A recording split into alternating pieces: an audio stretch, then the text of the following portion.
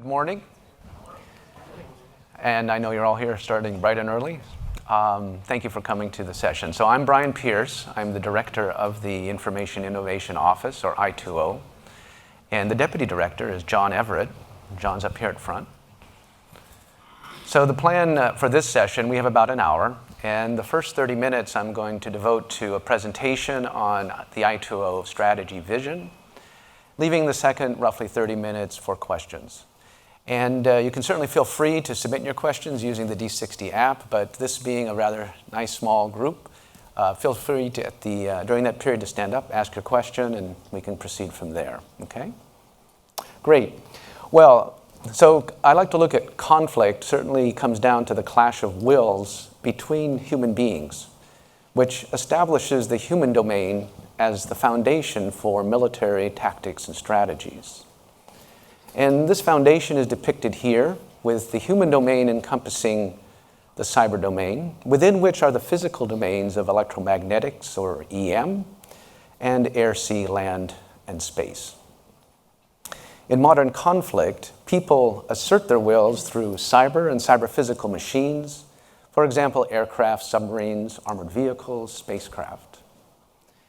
The human domain is defined by individual and group behavior of human populations, as well as by the processes and institutions established by humans. The human domain is dynamic, involving social networks, as well as political and economic systems. Cyber is not a natural domain like air or sea, but actually human creation originally developed to facilitate operations in the other domains. Cyber, and of course cyber itself, has grown in complexity to where it has become an operational domain unto itself. Now, information is largely generated and consumed in the human domain, but it is also stored, processed, and transmitted in the cyber domain. And we refer to this interweaving of information across the human and cyber domains as the information ecosystem. This chart is an expression of Moore's law, which is, of course, a major driver of information ecosystems. The chart shows an exponential increase in cost efficiencies for processing, memory, and hard disk storage. And if we look at the processing cost efficiency in blue, we see that we've gone from about $1 trillion per million instructions per second in the 1940s. Now, in the 1940s, certainly what stands out is the computer that Alan Turing developed to help crack the German code machine Enigma. It was built from electromechanical relays, and actually probably impossible to get to that type of performance in that time period. Now, we've gone, of course, to the years in the 2000 time frame, $1 per million instructions per second. This 12-order of magnitude jump, or a trillion-fold increase in processing cost efficiency over 6 decades, certainly continues to drive the explosion in information technology around us today. Now, one manifestation of this explosion is shown in the lower right corner of the chart, where the number of internet users, certainly taking advantage of all this technology, has grown from millions to billions, over 40% of the world's population in a little over 20 years. So this growth really underscores the synergy between the human and the cyber domains, which defines today's information ecosystems. Mastery of information ecosystems really requires proficiency in 3 core areas, which map to our 3 strategic thrusts shown here. In the case of the human-machine symbiosis thrust, the goal is to partner with machines, where a machine is really functioning more as a colleague rather than merely as a tool. And symbiosis is absolutely fundamental to information ecosystems in this picture. For the case of analytics, we need analytical tools and technologies to rapidly transform the data and information in information ecosystems into effective courses of action, supporting conflict resolution, stabilization, other complex challenges. Our office is really working to keep the Department of Defense at the forefront of this analytics technology with the goal to understand the world. And finally, we also aim to deter cyber attack against information ecosystems through creating technologies for cyber resilience, cyber situational awareness, and in accurate and calibrated cyber response capabilities. So what I'm going to do now is go through each one of the thrust areas, starting with symbiosis. The advance of technology has evolved the roles of humans and machines with respect to the data wisdom hierarchy, where data is the raw material of our sensory experience of the world around us. Information is the facts derived from data, for example, the who, what, where, when. Knowledge is how the facts relate to each other. Understanding addresses the human need for explanation, and wisdom is sound judgment, leading to actions to achieve desired goals. Now, the blue bar, the vertical blue bar, really tells us that in the beginning, humans handled all tasks across this data wisdom hierarchy or spectrum. But with the advent of machines, we recognized how they could really help us do things faster, better, cheaper than ourselves. We started with machines really helping us on low-level data and information processing tasks, freeing humans to really concentrate on higher-level endeavors involving knowledge, understanding, and wisdom.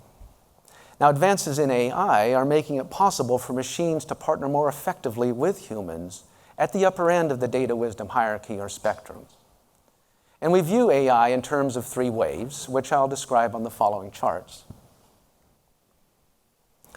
The first wave AI is also known as handcrafted knowledge or rule-based systems, with three applications featured here from left to right. For example, on the left, starting with the planning associated with, say, the logistics of shipping containers, tax preparation software in the center, and there's the game of chess. First wave AI is effective for these more relatively narrow applications, but it must be pre-programmed by human experts and has no capability for learning. Second wave AI is also known as statistical or machine learning. We certainly hear a lot about that today. Two well-known consumer applications of machine learning AI are really voice recognition featuring Siri on the left and face recognition by cameras on the right. I should note that Siri is the direct result of a major investment in AI by DARPA over 10 years ago through a program called Personalized Assistant That Learns, or PAL. Second wave AI does require an enormous amount of data to train functions like deep neural networks that can, for an example, classify images. But once again, these machine learning functions can address relatively narrow applications. Today, a computer using second wave AI, though, would likely be able to identify many of the objects in the following scene. For example, the man seated there, the sofa, the bowl, and even possibly the fact that someone is eating something. However, this computer would really fail badly in being able to infer what the person is likely doing in the scene, which is maybe sitting down in front of a TV to watch a movie. It looks like a suspenseful movie, or maybe even a sports event. But in that particular case, it probably may be that the opposing team has done something that really surprised the fellow here. Someone got an interception or the like. Now, for humans, we can make that inference quite readily because of how we use contextual reasoning to integrate a number of factors in the scene. There's the glow on the back wall. There's the shadow of the man's head. There's even the expression on his face, and even the fact that that popcorn bowl is quite full perhaps tells us that he's just starting down to watch TV. We can do that effortlessly, and of course integrating with all the other objects in the scene. This is an interesting challenge that we see important towards how we want to have achievement in AI, which takes us really towards the third wave AI. And third wave AI, or contextual reasoning, is striving really towards more human-like intelligence and being able to recognize new situations and make inferences about them with little a priori training data. Equipping machines with more human-like intelligence will make it possible for humans to teach and correct machines more effectively as they interact and collaborate on more advanced high-level tasks, really thereby opening the door to stronger symbiotic partnerships between humans and machines. I'll now talk about, or just introduce you to a couple of current programs where we're working to advance AI in support of the human-machine partnership, or symbiosis. So imagine for a moment a machine able to read all the books in a library and then transform this information into relevant causal explanatory models. Imagine the cure to cancer scattered across all the books in this library, and then using such a machine to find the cure. So our big mechanism program is developing technologies to read thousands of research abstracts and papers, extract pieces of causal mechanisms from these papers, assemble these pieces into more complete causal models, and then reason over these models to provide explanations. The domain focus for the program is cancer biology, with particular emphasis on understanding the signaling pathways associated with the RAS or RAS protein. And this protein is implicated actually in many cancers. So what I see here is that we have certainly reached the point in science, and I'd argue in defense and security as well, where machines are playing a prominent role in helping us address very challenging problems. Now, people exchange complex ideas very efficiently using ambiguous words within a shared context. And consider this following example. A person picks up 3 wooden blocks, leaving a 4th block on the table, then proceeds to stack these blocks right on top of the other. Turns to another person and says, quote, "add 1 more," unquote. Now, people get this effortlessly, these 3 words effortlessly, but today's computers would really fail miserably. And so what our Communicating with Computers program is doing is to make it possible for a computer to talk with a person like 2 people do, in which an ambiguous phrase like "add 1 more" is understood by the computer within the context it shares with its human partner. Well, in order to allow machines to engage in more free-form activity, such as illustrated here in this chart, we really want machines to be able to reason about the physical world and about people. And we're exploring how machines can acquire a common sense reasoning about the physical world.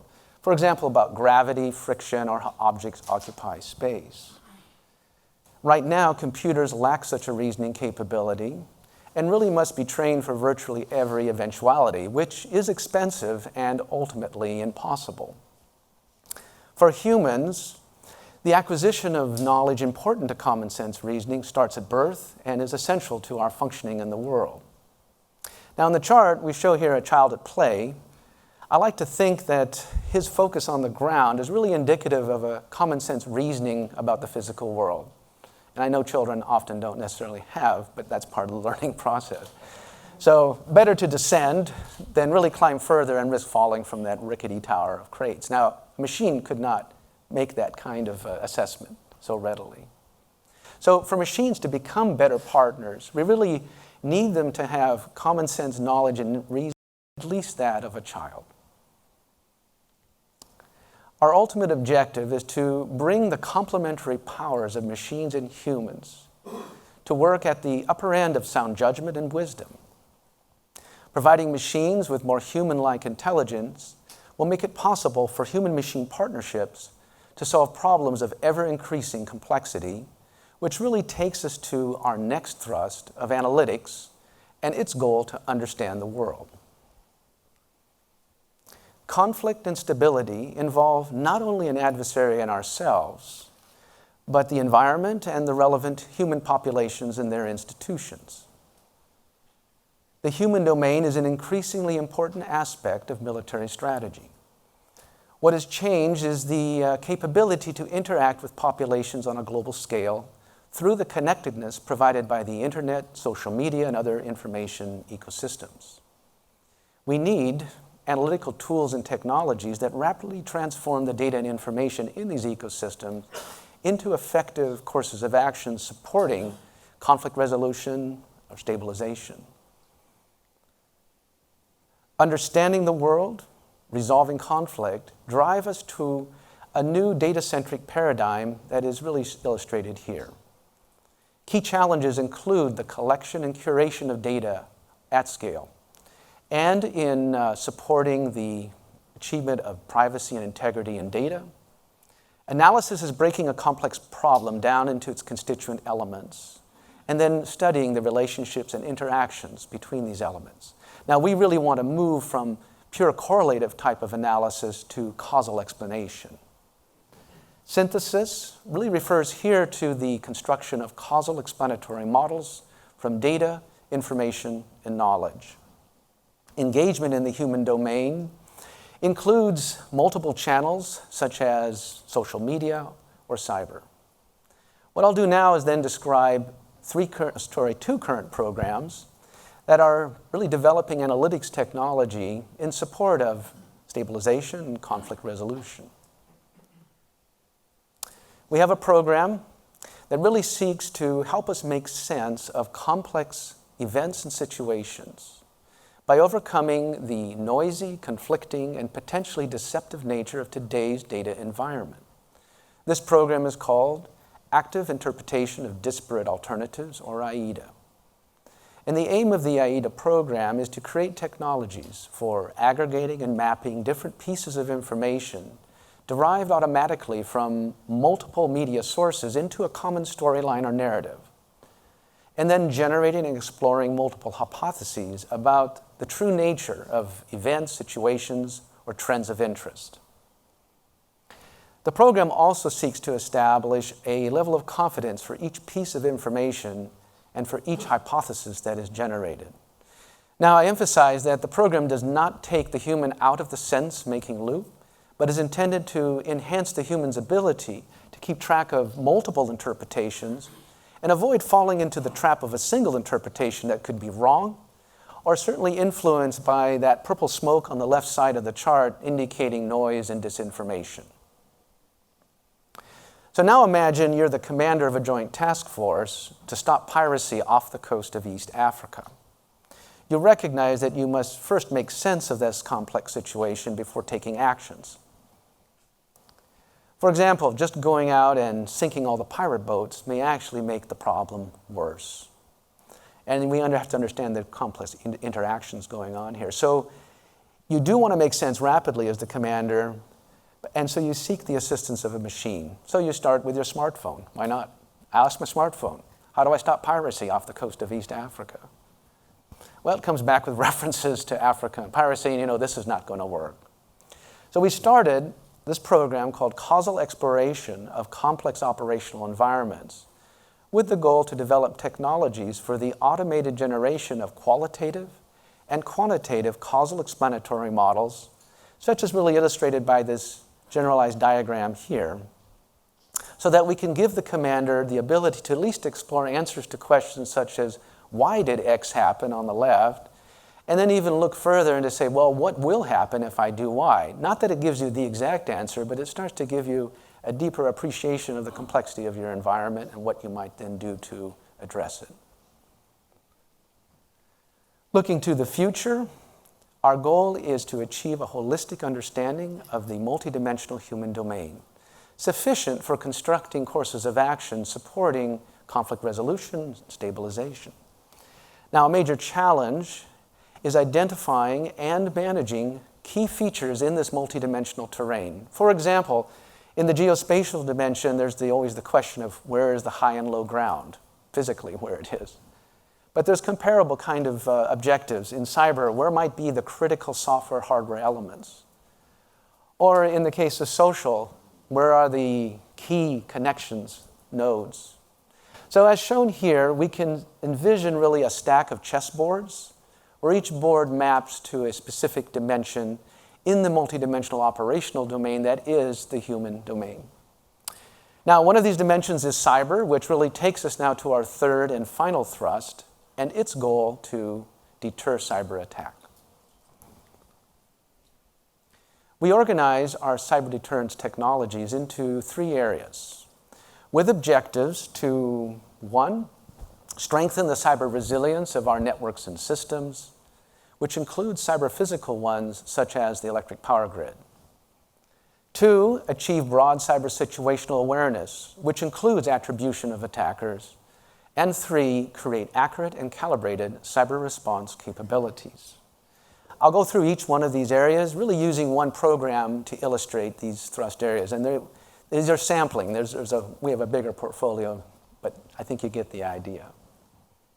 Now, in the case of resilience, metaphorically, we have built for ourselves a cyber glass house at which adversaries may freely cast stones. And we really want to make our house resilient against these attacks, and we recognize that construction plays a big role in resilience. And toward this goal, our approach focuses on amplifying recent successes in high assurance software and in automating the neutralization of cyber threats, followed by rapid recovery. A substantial and prolonged disruption to electric power would have a profound effect on the United States. From a defense perspective, a major power outage could hamper military mobilization and our ability to project force. The Rapid Attack Detection, Isolation, Characterization Systems, or RADIX program, seeks to enable a black start recovery of the power grid amidst a cyber attack on the U.S. energy sector's critical infrastructure. The RADIX program is developing technologies that cybersecurity personnel, power engineers, first responders can use to accelerate restoration of cyber-impacted electrical systems. Program technologies will hasten this recovery by maintaining situational awareness, enabling network isolation, and in rapidly characterizing cyber attacks. Well, we do need to know who is throwing stones at our cyberglass house, or in other words, we need deeper insight into and greater situational awareness of adversarial activities. DARPA is applying, I should note, as the case here, we see our friends certainly spotting the people throwing the stones. So DARPA is applying technologies such as data analytics and machine learning AI to greatly enhance cyber situational awareness, which includes attribution of attackers. We have a program called CHASE, or Cyber Hunting at Scale, that is developing cyber hunting tools for real-time cyber threat detection, characterization, and protection for a network the size of the Department of Defense's Information Network, or DoDIN. The DoDIN serves millions of DoD employees and is actually several times larger than the biggest corporate network. Today, we have tools that automatically process logs and NetFlow data to look for behavioral anomalies that could indicate a cyber threat. Flagged anomalies are then sent to a human operator for manual investigation, and clearly, this approach does not scale. In order to address a network the size of the DoDIN, CHASE really needs the right data from the right devices at the right time. The cyber threats detected and characterized using CHASE methods, and really at the local network level, then inform an automated data planner that then can revise requests of cyber-relevant data and generate and disseminate protective measures regarding the network. But in addition, CHASE goes beyond local network threat detection to identify globally visible, yet locally invisible threats. So if successful, CHASE would certainly bolster the cyber defense posture of the Department of Defense and ultimately the nation. Well, once we know who has been throwing stones at our cyberglass house, we would like multiple options in regard to an accurate and calibrated response. Just as we see our friend here actually doing quite well in the chart. So really, to help achieve this goal, we are developing technologies that expand our cyber response capabilities. Plan X, which was actually exhibited here at in our booth, is a mission command platform for cyber operational planning and execution.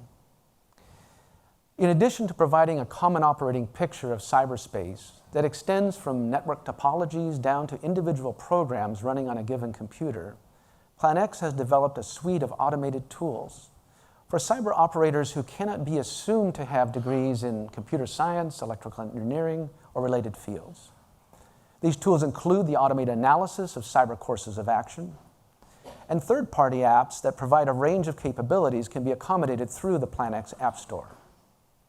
Other notable features include laptop deployability and the capability to train while conducting operations.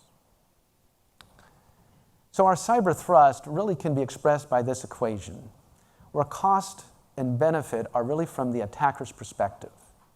We want this ratio to be high. We want the benefit low to the attacker and it's the cost high.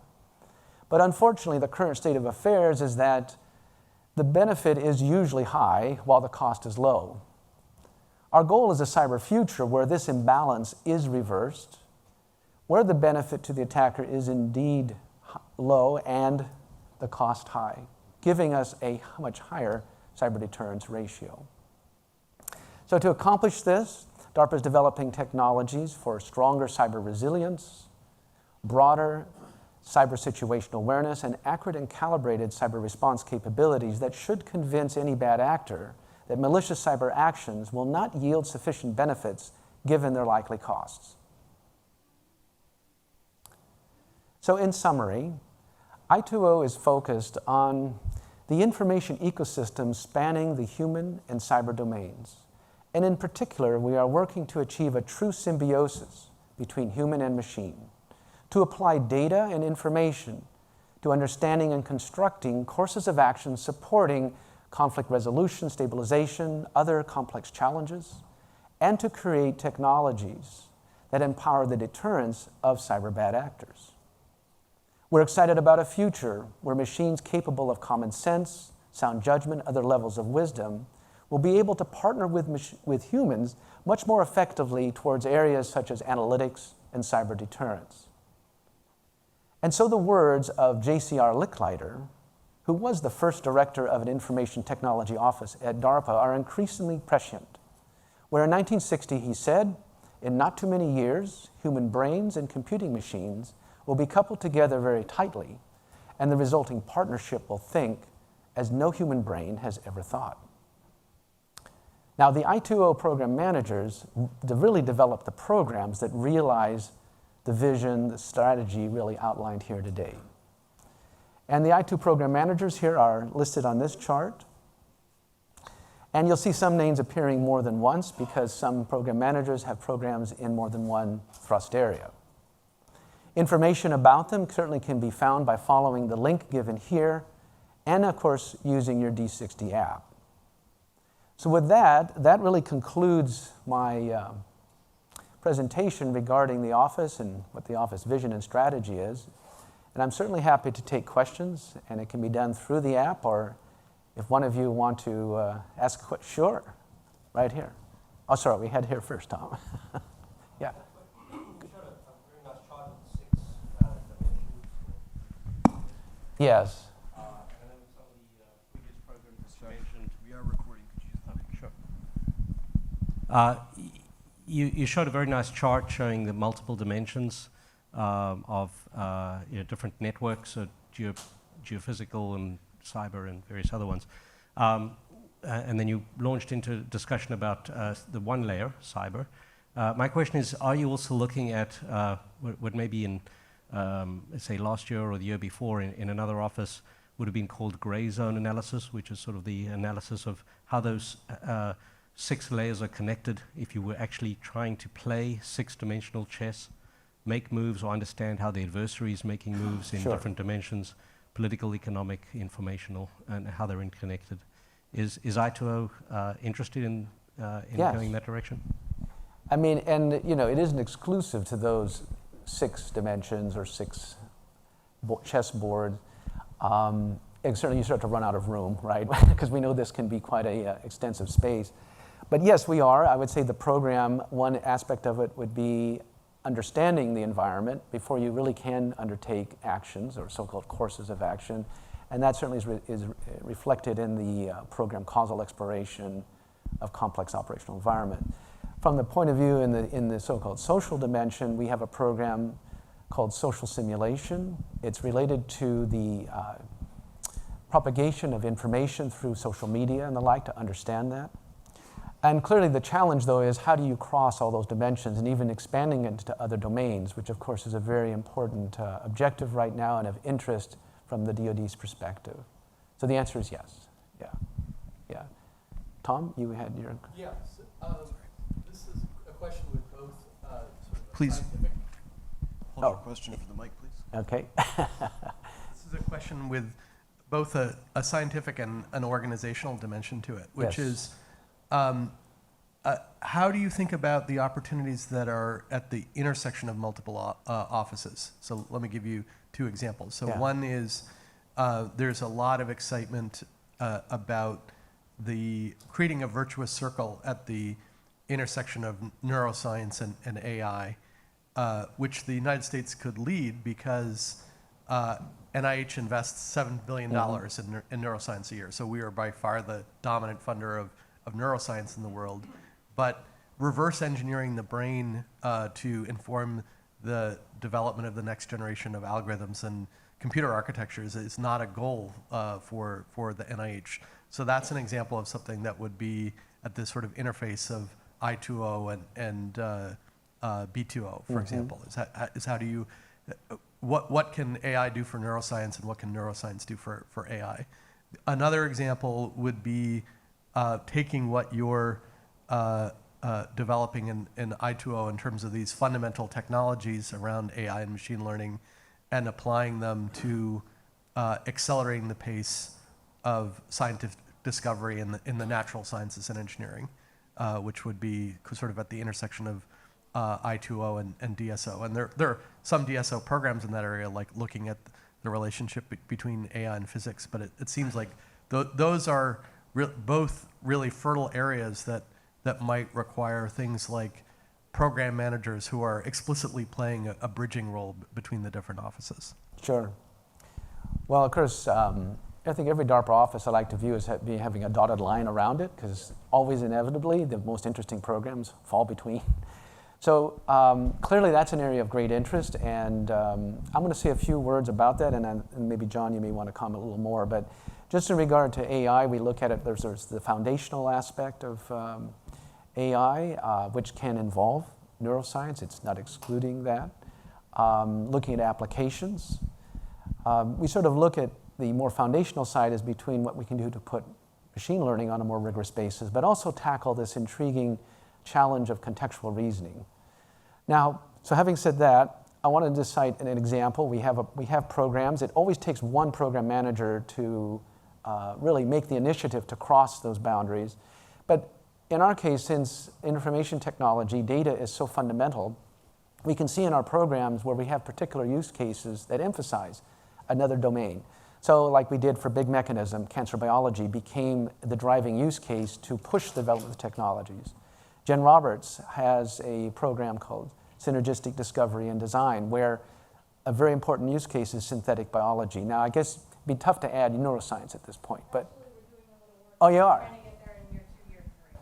Cool. So that would be in collaboration, actually, with some of the TO programs like UNSC. So, we certainly want to foster that, and then when you look in cybersecurity, of course, it extends beyond software to include hardware like what an MTO does. So you have to take that view. But it does take one program manager to sort of become the driver for that. Now, in terms, though, back to AI, John, did you want to make a few comments on just what we're doing? Yeah, I have a question of bridging. For DARPA, the program is the quantum, and so it's very hard to have, thank you. It's very hard to have more than one program manager. It doesn't really work. At least we haven't figured out a model to do that yet. Yeah. I would say that within I2O, Hava Siegelman's program on lifelong learning, she set it up in such a way to require that each team has a partner that has deep experience and expertise in biology. And so that's informing this. So the goal of L2M is to produce systems that can actually learn from their experience. And so what we call machine learning today is more about machine-trained systems. Once they've been trained, they're frozen with respect to the world, and Hava's trying to go beyond that.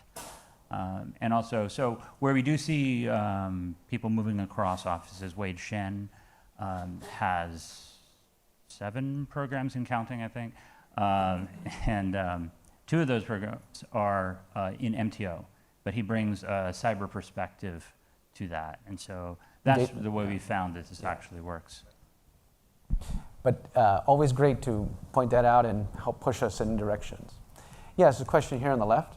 On my left, anyway.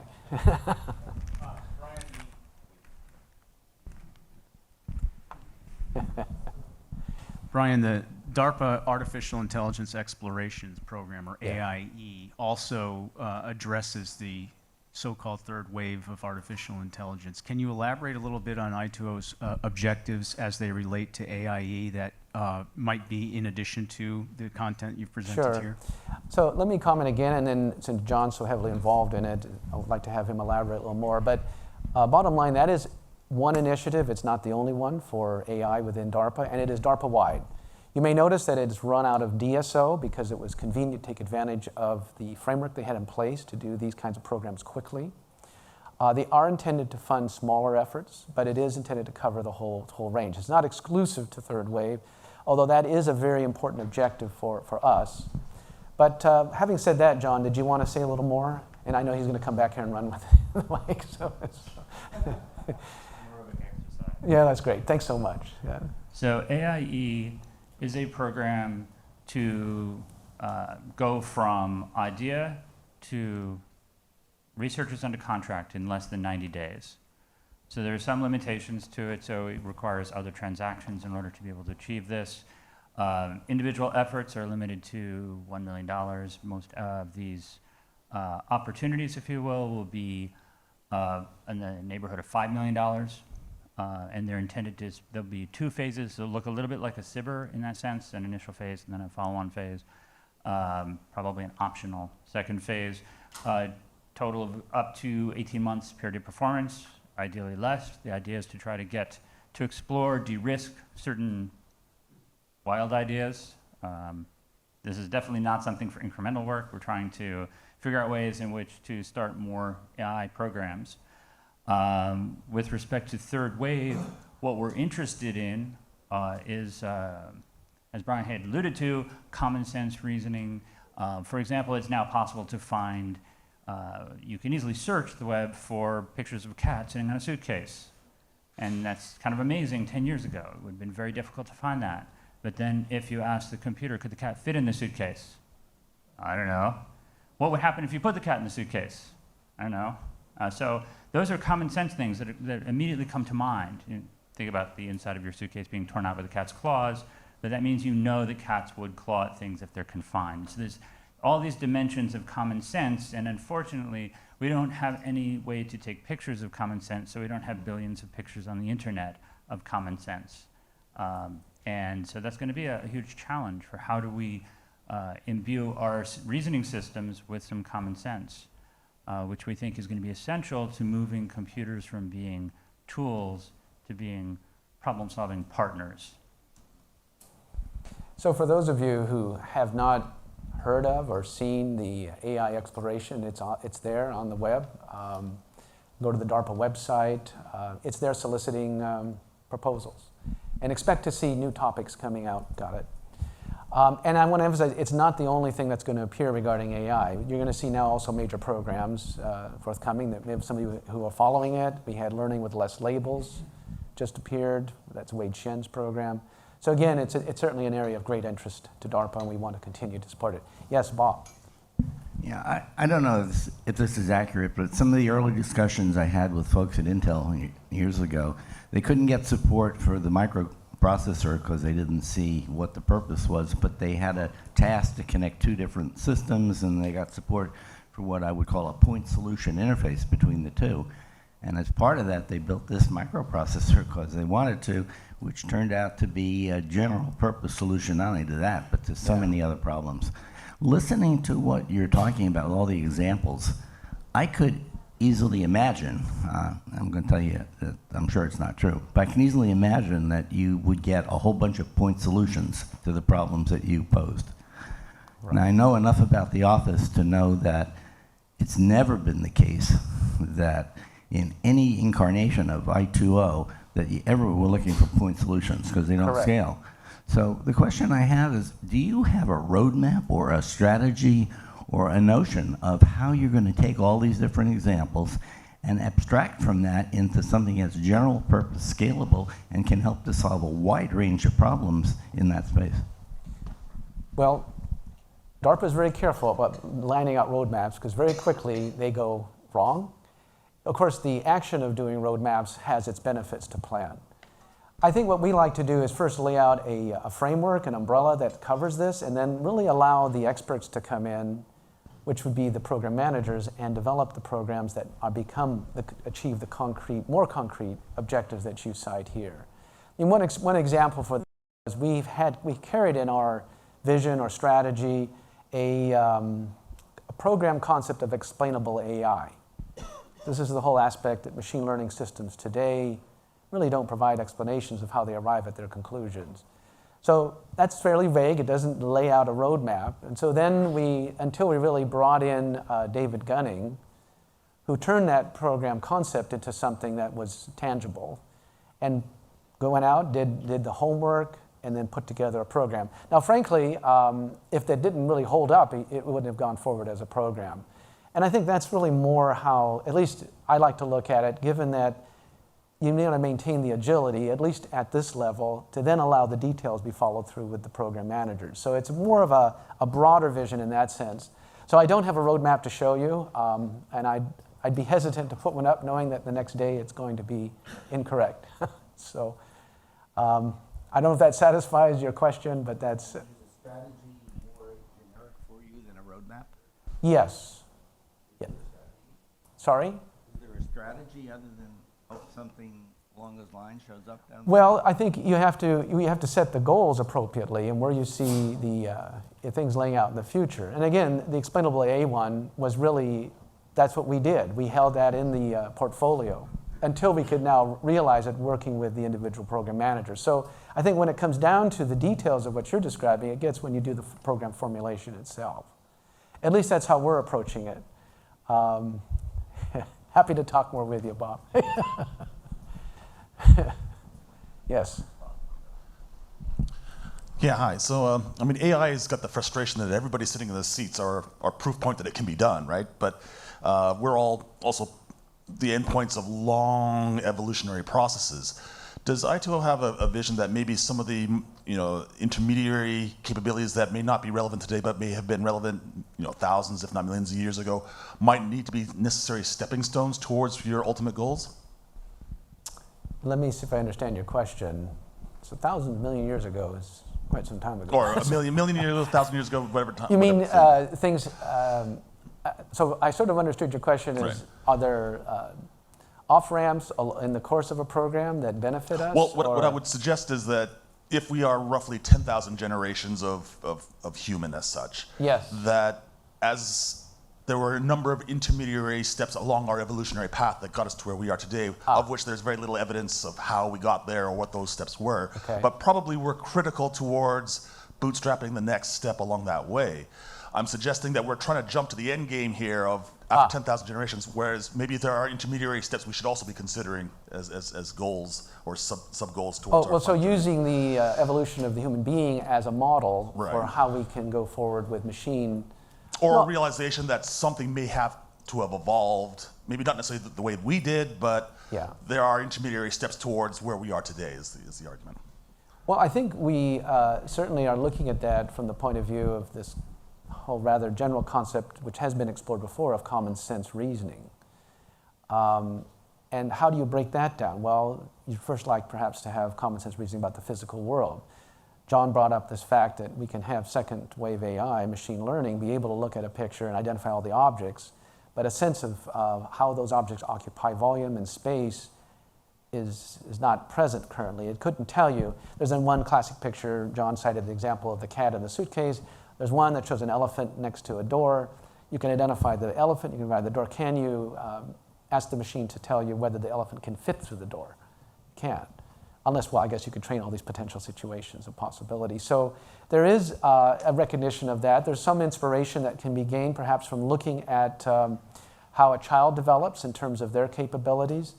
And so yes, you do have to walk, crawl, run. This maybe gets a little more towards how we can envision laying this out to a more specific roadmap of Bob. I think, so yes, I would say the answer is you do want to pay attention to that. And that's the danger, of course, with science fiction movies. They jump right to the ultimate thing, and you don't see the enormous amount of effort that takes you to get there. It was great, the panel session yesterday on, I don't know if all of you got to see it, or at least some, on the internet.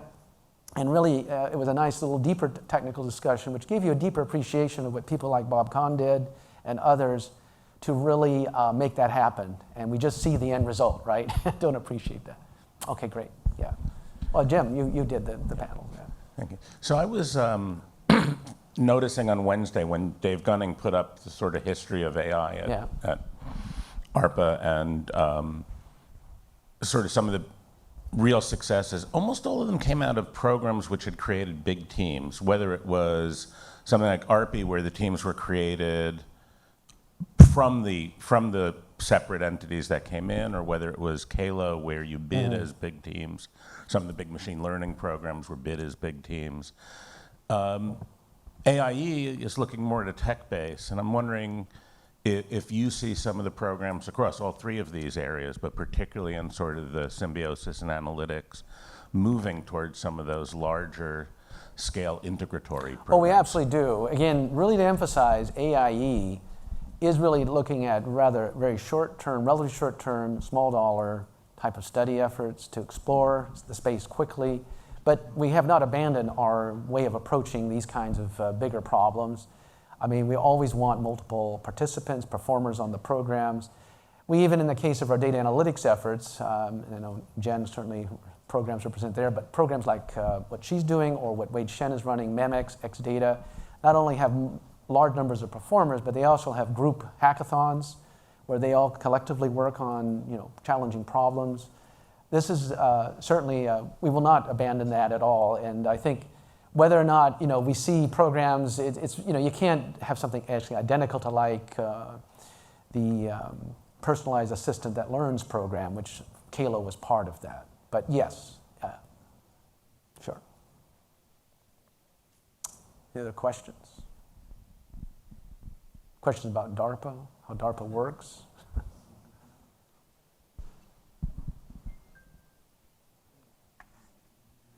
Well, if that's it, oh, we have one here? Okay, sure. I also have some questions from yesterday's group.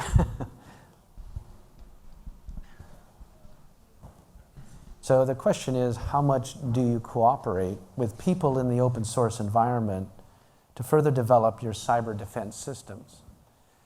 Well, it's a very important part of our certainly security, cyber defense programs. We put them pretty much under the area of cyber resilience. An example would be the program that Ray Richards took over called HACMS, High Assurance Cyber Military Systems, which really was pushing formal methods to achieve this goal of correctness by construction and software. And so it's available actually on our open catalog. That's on the DARPA website where you can go. It's fairly well populated by our office programs, very software-centric, and so you can look at, well, Ray, you may want to say some of what you can find in that context. Sure, we have a number of analysis tools at the architectural level, at the application level. Thanks, Mike.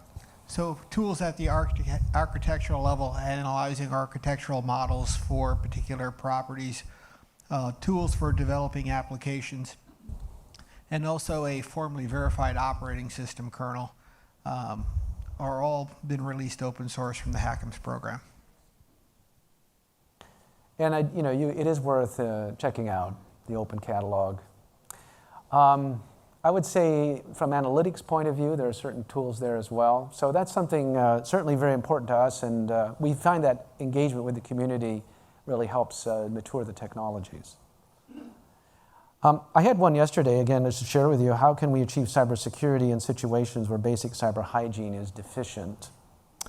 Where we'd like to go is with our program, certainly from a cyber resilience point of view, is how can you really take the burden off of the human user? All too often, we just see this encroachment and demands on us, don't touch that, don't hit that link. If you hit this, your machine's gonna be shut down, and et cetera, et cetera. So we really would like to have technology shoulder that burden.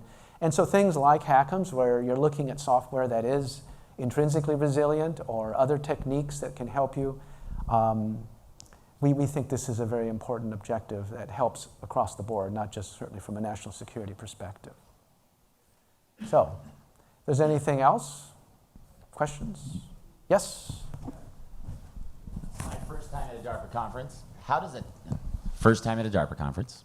How does a total noob who may have technical skills, how does one begin? Well, you know, it is worth looking at the website. For sure. I mean, it has its limits, I know, but actually DARPA does try to make a good effort in putting information out there. Now, what you do there is, of course, there's the different offices, 6 technical offices at DARPA. We're one of the 6. We have all our current programs listed there. The value of looking at the current programs is not really to get onto that program, because the train has left the station pretty much. But you get an understanding of where the office is headed, and you also see what program manager, who is associated with that program. Then there's usually a link to the program manager. You see what other programs they might be running, and that gives you insight in terms of their interests. And then I say the next thing is really think about what ideas would you like to present, and come bearing ideas. And I do recommend that they don't have to be fully baked, in the sense of what happens is when you dot every I, you cross every T, you tend to get a little more locked into your idea. And so when you go to then have the discussion with the PM, you may not be so open. It's just a human nature. And I know that, having done that myself, right? So the issue then is what program manager might be the right one to connect with. You can gain insight from that perusal of the website.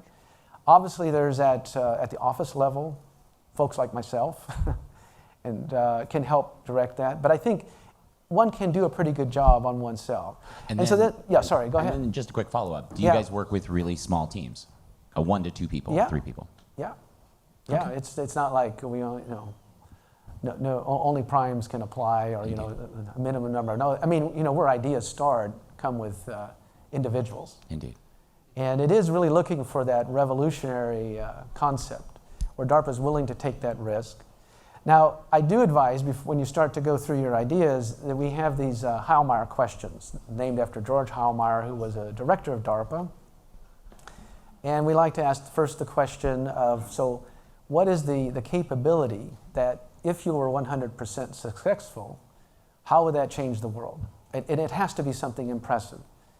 And let's say now then, I want that capability. I'm going to make all computers secure forever. I mean, that's pretty outlandish, quite grand statement. But obviously you pique my interest. Then the question would be, well, how is it being done currently? Or what's the current state of practice, current edge of the art, that could perhaps take me to reach that particular capability that is so impressive? And if one's search of the literature and comparison that shows that really the commercial world or other entities are achieving it, then no point going further. But let's say they all fall short, way short of where you'd like to go, and we know the world would like to go. Then the next question is, okay, what's your solution? And what's unique about it? Why now? If you can get through those 3, that's a great start. The other ones are, well, what kind of metrics or measures are you going to use to assess progress? What's your schedule, budget, etc. But if you really can't get past those first 3, then it's, set that one aside, or maybe it needs to percolate a bit and then come up with another. But that's the way, and we ask that of every program that we develop at DARPA. So hopefully that helps. Yeah. Anything else? Well, great. Well, thank you so much. Appreciate it.